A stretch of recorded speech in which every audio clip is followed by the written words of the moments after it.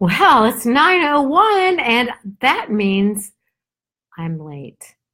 I'm late to my own show, and that is not a good thing. But I am here and it's Wednesday night. Hello, Liz. Hello, Kathy and Shelly. It is Wednesday night. It's Food Addiction Fair and Firm. Hi, Laura. Hi, Elaine. Oh my gosh. I am so Laura, that means your face is okay or your mouth is not horrible, right? Hi, Dawn and Terry and Debbie and Donna. That's a lot of D's. Oh my gosh, you guys, I was late. Welcome, everybody. I am glad that you're here. It is Wednesday night. It is Food Addiction Fair and Firm. Tonight, we're talking about something ridiculously important, and I have underestimated how difficult a topic this is for everybody. And that topic is feelings. Welcome, Susie Hess. Happy birthday, my sister. That is Mikasa. Yesterday was her birthday. Happy birthday, sister. Dawn, Yvonne, Kathy. Welcome, everybody. I'm just so glad that you're here. Laura's numb. Hi, Joe and Amanda. Laura feels excited. Hi, Bob. Oh my gosh, Bob. God bless you and your mom. Just saying. Next time you see her, give her a big hug and kiss for me. All right, guys, here we go. We got a really important topic tonight, and I am I'm always amazed, and I forget sometimes because by the grace of God, I entered treatment Mark Ludasher, holy crap. I mean, it's Old Home Week, right? Hi, Mark Ludasher. Dang, the whole city has a crush on you. I'm just telling you. All right, so here we go, guys.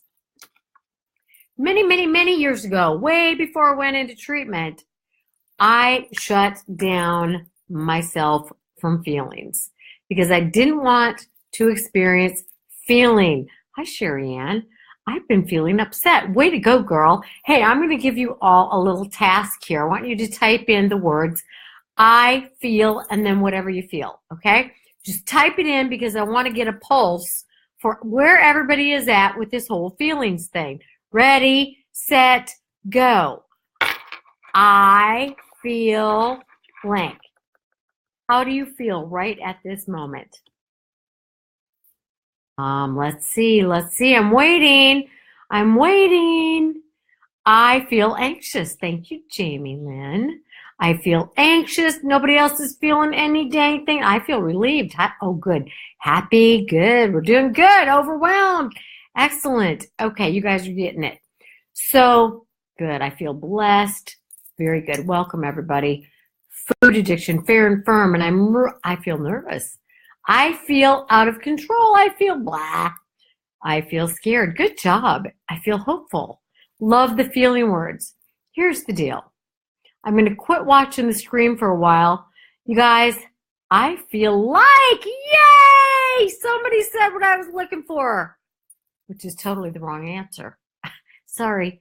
I feel grateful. Awesome. Okay. When we say, I feel like, we are no longer sharing how we feel. Tonight's lesson is on feeling and how addiction, one of the main things that addiction does for us, for example, if I say, what purpose did your addiction serve you? Or what purpose does your addiction serve you? And people go, what are you talking about? It does me no good whatsoever. I'm going to try to enlighten you a little bit because addictions serve all kinds of purposes. They lead to all kinds of problems. In fact, I describe addiction as a disease of disaster because addiction almost always ends in disaster if you think about it. If it's an alcohol addiction, it can end in the disaster of, drunk driving, or it can end in the disaster of, worse than that, killing somebody or yourself or other people. If you're driving drunk, it can end in disaster through marriage, for getting fired. And because hopefully none of my children are watching. Hi, Nadia. Hi, Christina. Hi, Catherine. Hi, Trisha Ann. My children lost a very, very good friend last weekend to the disease of addiction. And it's just heartbreaking, a man in his 30s. Hi, Bunny. Hi, Kathy. Lots of people lose their lives when it comes to addiction. And we were talking this weekend, a group of women, and we were talking about how with food addiction, sometimes it's harder to think of this as a disease of disaster. But let me tell you, if you end up immobile because you're too heavy to move, that's pretty darn disastrous. If you aren't able to attend your children's events, that's pretty darn disastrous. If your primary relationship is with food and your family feels left out of your life because you'd rather spend time with food, that's pretty darn disastrous. If you get many comorbidities or even one, diabetes in itself is disastrous. And diabetes is oftentimes very correlated with obesity. So food addiction has all kinds of disasters associated with it as well. When I went into treatment, which was in 1989, the therapist kept saying, how do you feel? How do you feel? How do you feel? How do you feel? How do you feel? How do you feel about that? And when that happens, finally, I was just like, I don't know what y'all were talking about. I do not know what you mean when you say, how do you feel? And the truth was, I had no clue. And the truth is, many people do not know. They're not in touch with their feelings, because part of what addiction does for us, one of the purposes it serves is to numb our feelings. Why do we want to numb our feelings? Because they scare the shit out of us, okay? So I'm going to cuss a little because I read this article today. Thank you, Laura Preston. That says, you know what? It's good to have friends who cuss a little. They're really intelligent and creative. So I'm going to be your intelligent, creative, cussing friend. Feelings hurt like hell, especially if they're feelings that occurred in our childhood that we don't want to pay any attention to. Now, think back to many of our prior programs, and we talked about how feelings, or how many people who suffer from an addiction have had abuse or neglect in their childhood. Who wants to feel that? When you're children, you don't have the resources. You don't have the cognitive resources, and oftentimes you don't have the emotional support for people to help you deal with your feelings. Thank you, Kelly. I am going to cuss, by God. So when you're a child, neglect and abuse is on a continuum, a little bit to a lot. Some of it is totally unintentional or unavoidable, perhaps. For example, a parent who has to have 3 jobs to put a roof over your head. The children of a parent who's working 3 jobs is going to be neglected in some ways just because there's no time to work 3 jobs and give your children everything that they need in terms of time. So maybe there's unintentional neglect, or there's intentional neglect, like, I don't like kids, stay away from me. Or there's abuse. There's verbal abuse, there's emotional abuse, there's physical abuse, there's sexual abuse, and maybe you had a little, maybe you had a lot. But when children experience neglect or abuse, they don't have the resources, cognitively or emotionally or support-wise, to deal with it. So what do? They find a way to survive, and they shut down their feelings. They depress those feelings.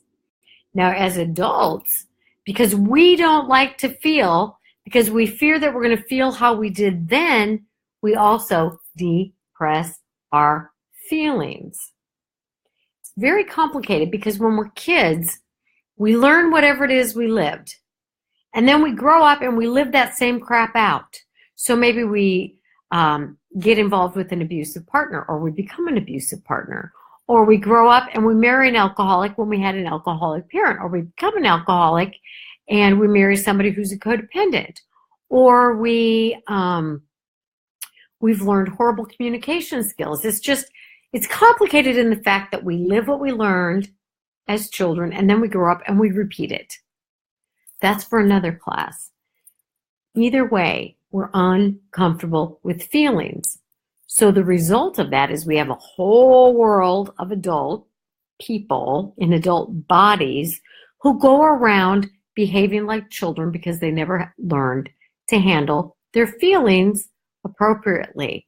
When I say that they go around behaving like children, I mean their communication is sarcastic, it's passive aggressive, it's aggressive, it's indirect. We use sarcasm, we use blaming, we use shaming. We start our communication with you this and you that and you this and you that, and ultimately we say, I feel like.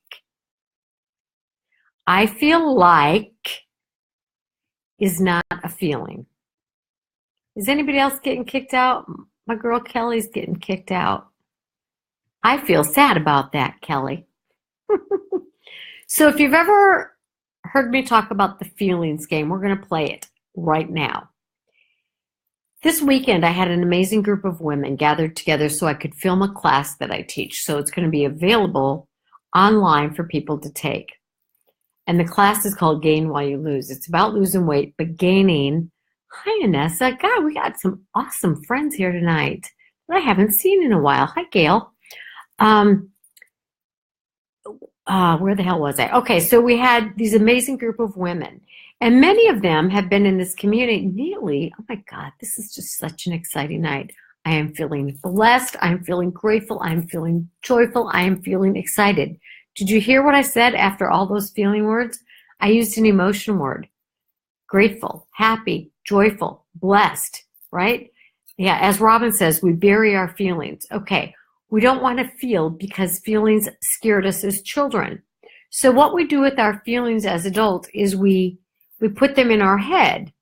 I feel like.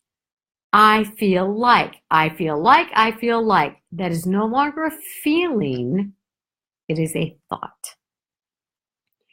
So one of the things that you got to do in order to be a healthy adult, forget about addiction for a minute. Forget about recovery for a minute. Think about being a healthy adult. What we want to do when we express ourselves to people is share our feelings. What you want to do when you listen to people is hear their feelings. Quit listening to their words. When you have a conversation with somebody, I want you to tune into how you think they're feeling.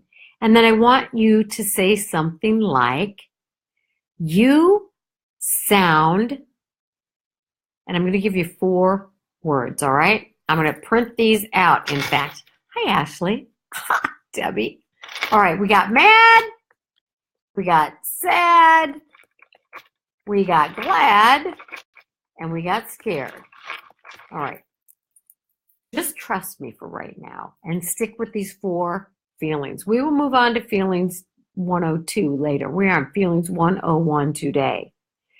I want you to start listening and expressing yourself in terms of mad, sad, glad, scared.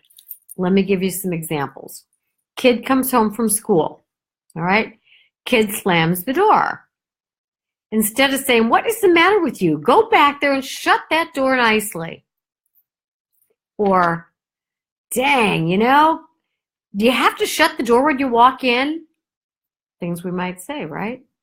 Here's what I want you to say. Everybody fill in a feeling word, okay? You seem what? Kid comes in, slams the door, doesn't say a word, but they're communicating with you, right? You seem what? Mad, sad, glad, or scared. Annoyed. Amy, damn it. You were on feelings class 201. I'm just kidding. Okay, yes, any feeling word will do there. All right? You feel mad. You seem upset. You seem annoyed. Very, very good. So, if you say to the kid, you seem upset. You seem annoyed. You seem angry. You seem mad. All right? Then you are likely to get something like, yes, I'm mad. You wouldn't believe what that teacher did today. Right? No, they're mad. They're going to be mad. So if you said to the kid, get back there and shut the door, do it right this time, do you think you're going to get a discussion out of that kid? You're likely to get mumble, mumble, mumble, mumble, name call, name call, name call, straight to the room and shut another door, right?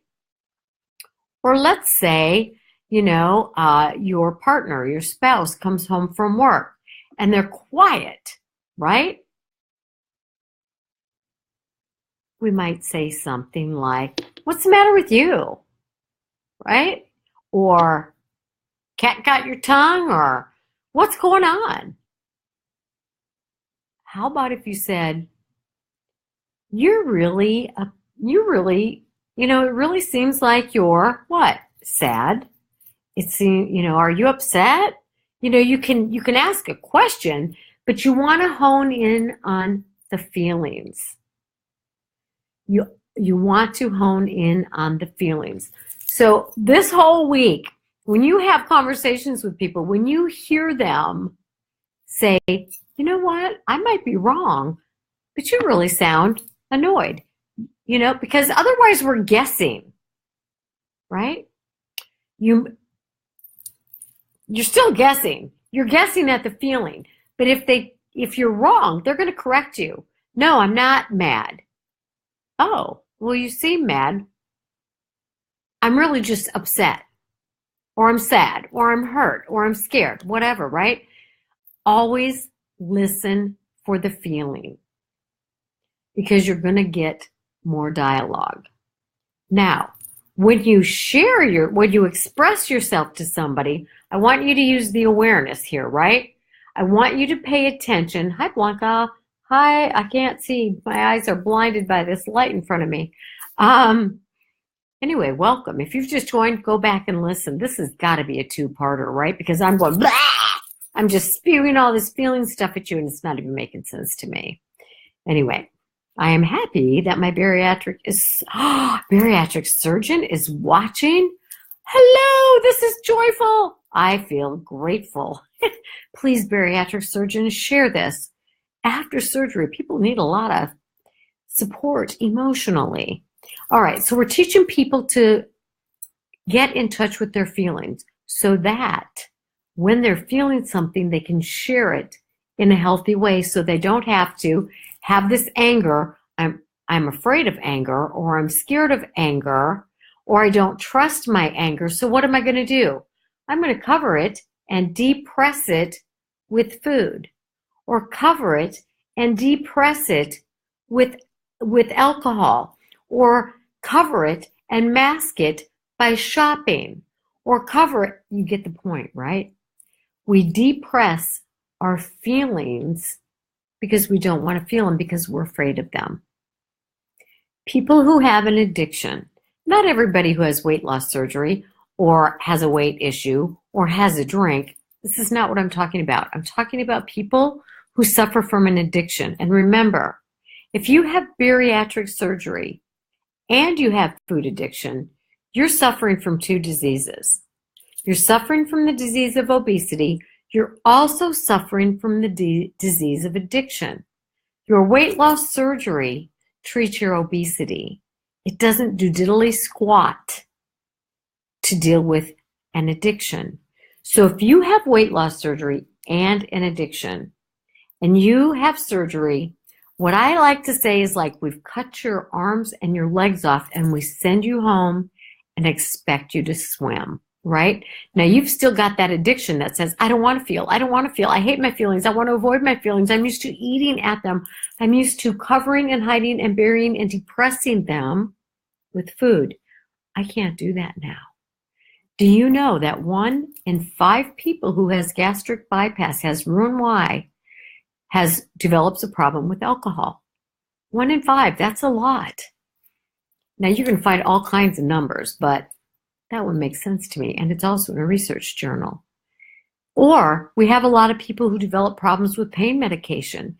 Guess what both alcohol and pain medication do? Same thing as gambling, excessive shopping, addiction, or pornography.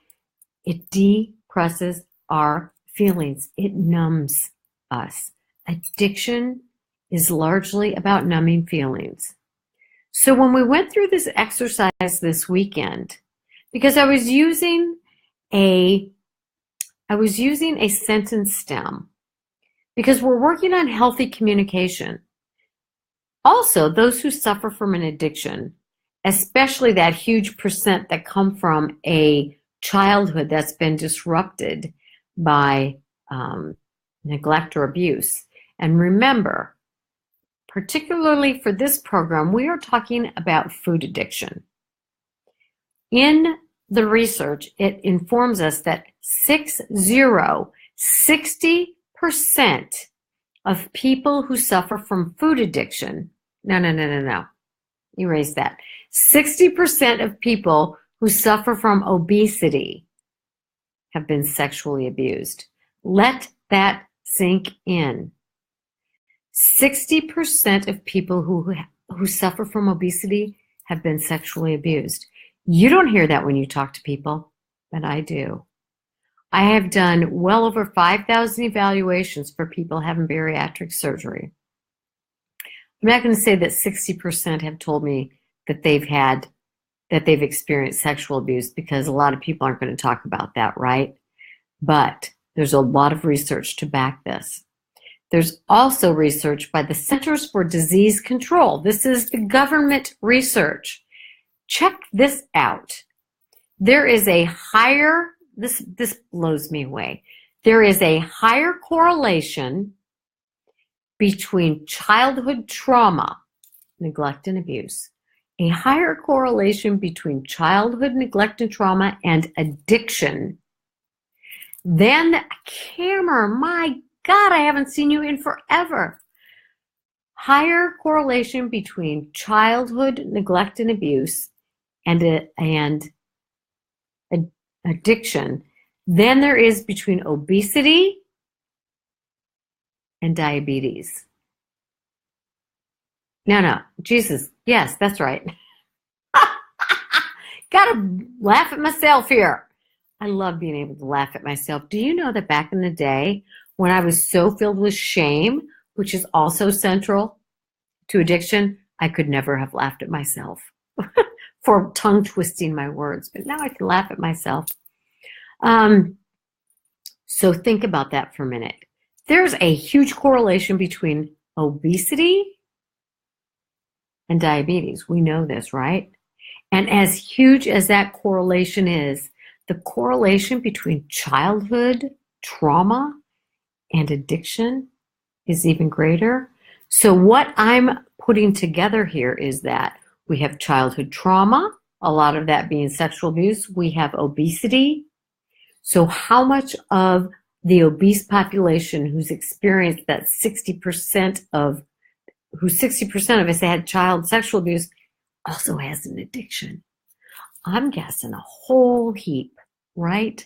And what I know from nearly, thank you God, almost 30 years in recovery from my own addictions, and in at least 25 years as working in the addiction and recovery field as a professional, is that addicts do not want to feel the pain.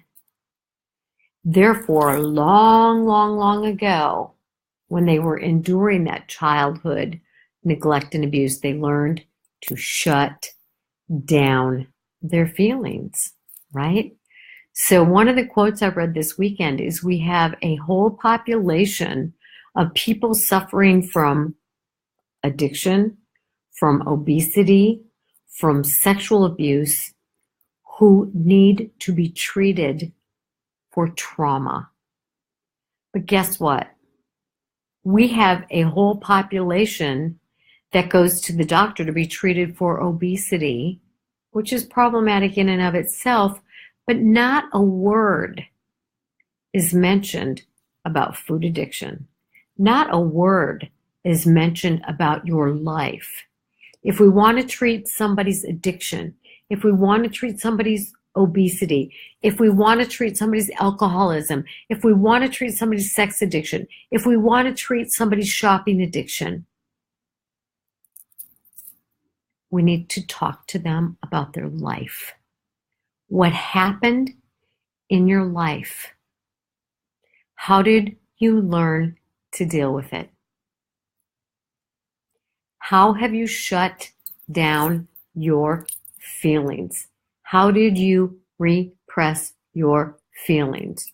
So this weekend, when I was teaching people, when you communicate, if you want to be heard, we have to quit communicating like children who say, yeah, but you made me feel this way. You did this, you did that, you're a jerk.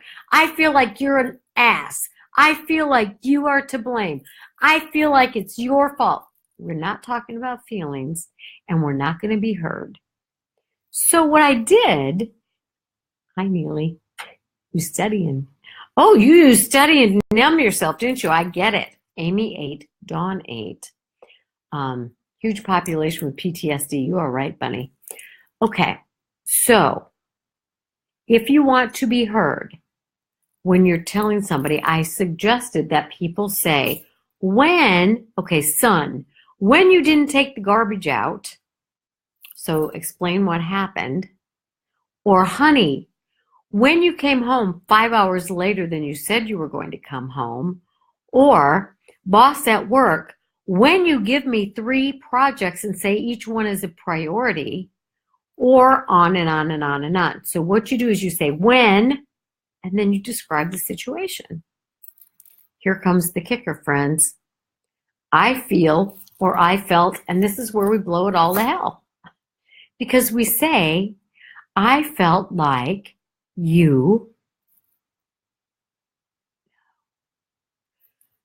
I felt like you were giving me too much work. I felt like you were being rude. I felt you were being disrespectful.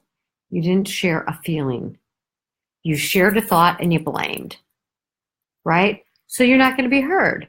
Because when we come at people with you did this or you did that, or it's your fault, you made me feel, or you are responsible for, we're done. They're not going to hear you anymore. So, yes, and Nadia, me too. One of my big things is just hear me.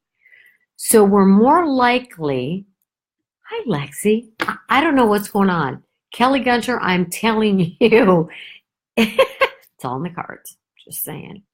I just want to tell you how grateful I am. There are people here tonight that are from every arena of my world, past and present.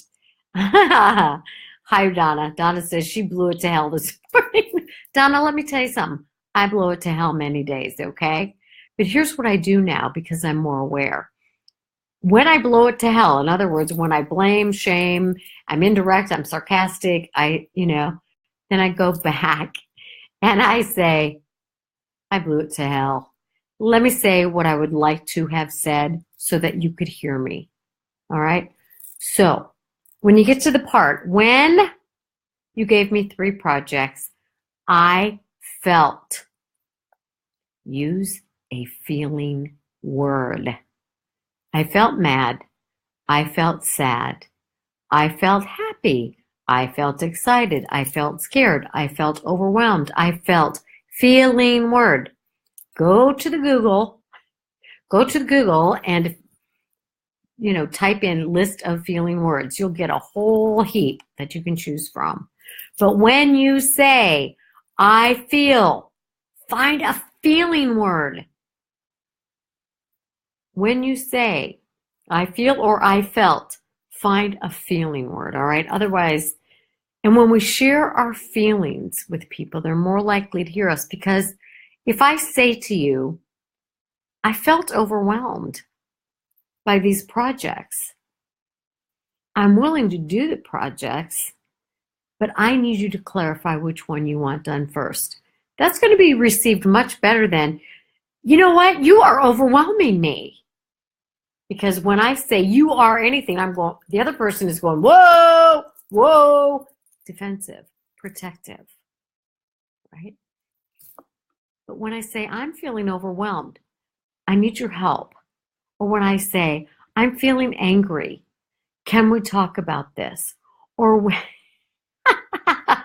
Would you like to binge watch? That would be cool. You can binge watch, Terry, because you can go to YouTube and search in my name and binge watch. And soon there are going to be more video lessons by me than you can shake a stick at online, because I have come to understand that people don't understand. We are not taught.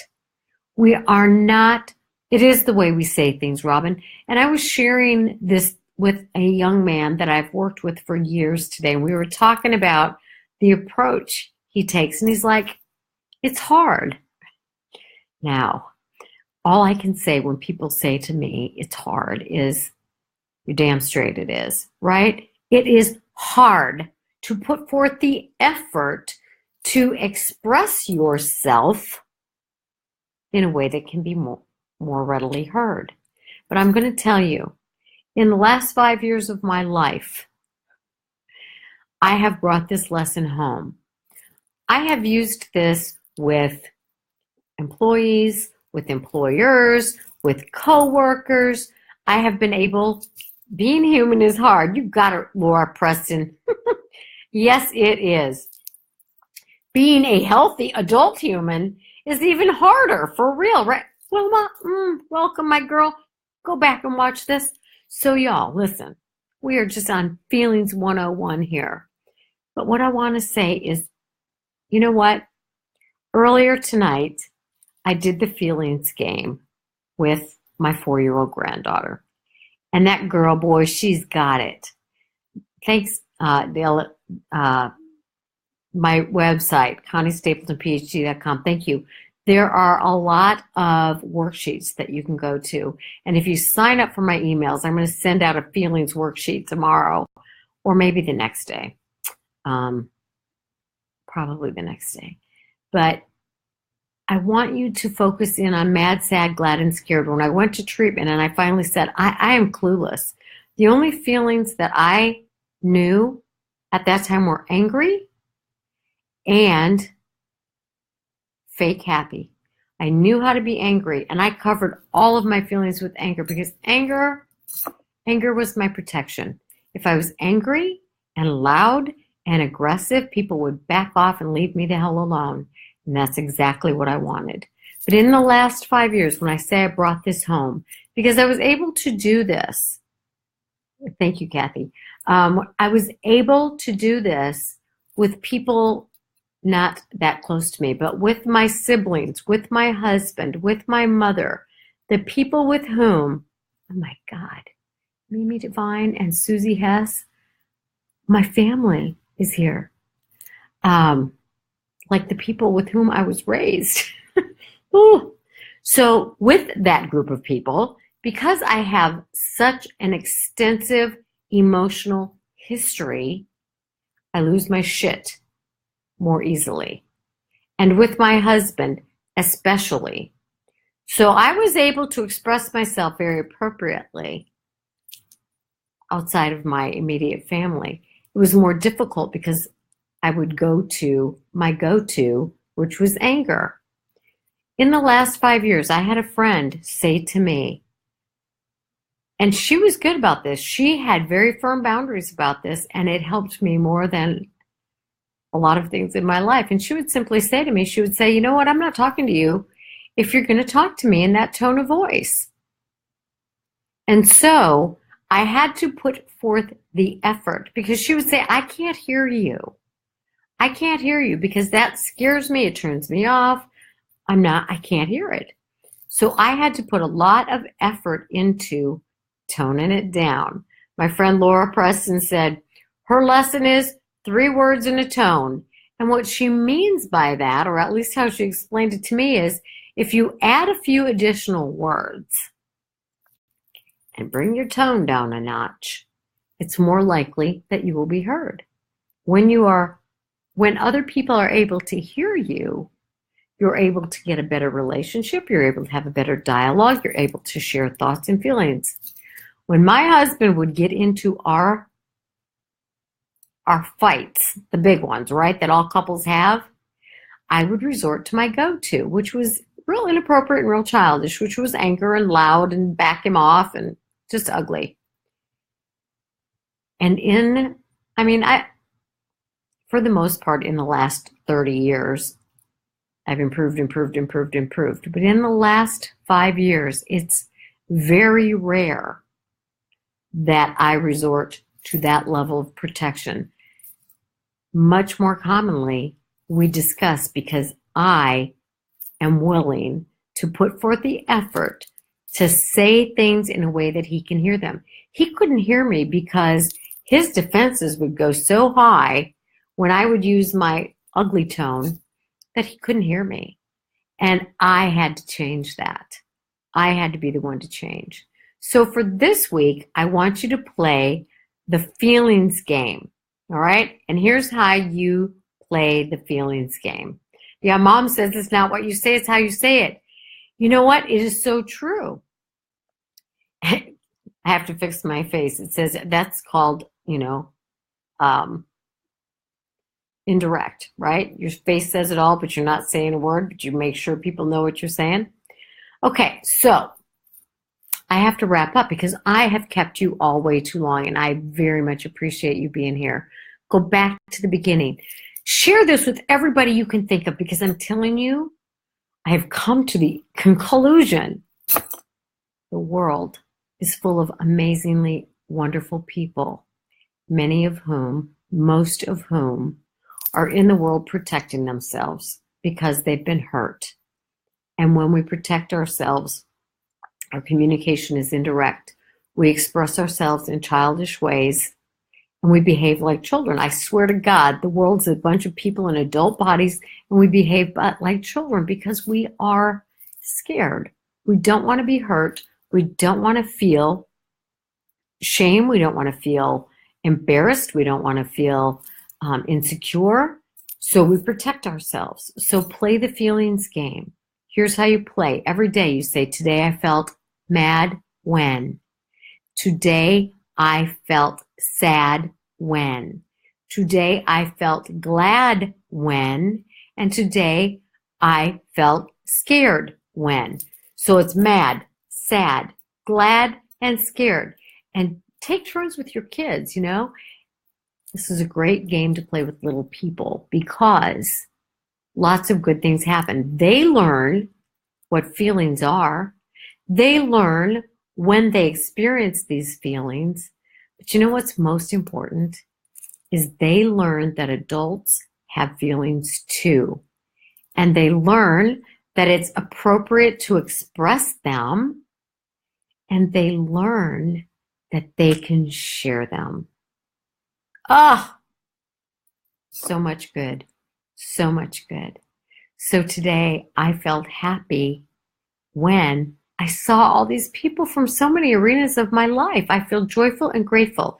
So here's how we're going to end. Everybody get ready. Hands on keyboard. Ready, set, go. Today I felt mad when. You don't have to put the today I felt mad at when. Just what did you feel mad about today? Today I felt mad when. Ooh, I didn't spell when right, but anywho. When what? What did you feel mad about today? You're welcome, Don. Today I felt sad when. Today I felt scared when. Good job, Amy. Today I felt happy when. When I saw someone I didn't want to. Good. Identify. Yes, I remembered certain betrayals. Definitely. Of course you'd feel mad when, right? When I felt rejected. Good job. So everybody just work on your feelings, and we will continue this next week. 6 shots at my gum. Youch. Ew. Oh, I missed a call from the doc with lab results. Dang, I wanted to hear those. Good job, everybody. Today I felt mad when. Excellent, excellent, excellent, excellent, excellent. So get in touch with your feelings. Then we're going to learn to express those feelings, and we are going to work on expressing ourselves in a way that can be heard. Because guess what? When we start doing that with other people, a lot of the times they're going to reciprocate, and we are going to grow people up so that it is safe for us to act like adults in our adult lives. Because you're amazing people. We are amazing people. We are hurt people who have moved away from our feelings because we didn't know how to deal with them. So now we're going to start over, and we're going to teach little people. And Nadia, even though your kids are grown, you can do it with them now too. All right? It's never too late to learn. But we have been ill-equipped. So we're equipping one another. I am grateful and I am joyful. And I am going to spend the rest of the evening doing nothing. Because I don't do enough of that. I'm going to sit in this chair. I'm going to look at the fireplace. I'm going to talk to God about how grateful I am. I'm grateful that you guys chose to spend your time with me. Very grateful. I miss you too, Lexi. Hugs to all of your family. Beautiful family. All right, guys. Your health, including your mental health and your emotional health, is your responsibility this day and every day. Cuss on, friends. See you next time. Make it a good one. Good night.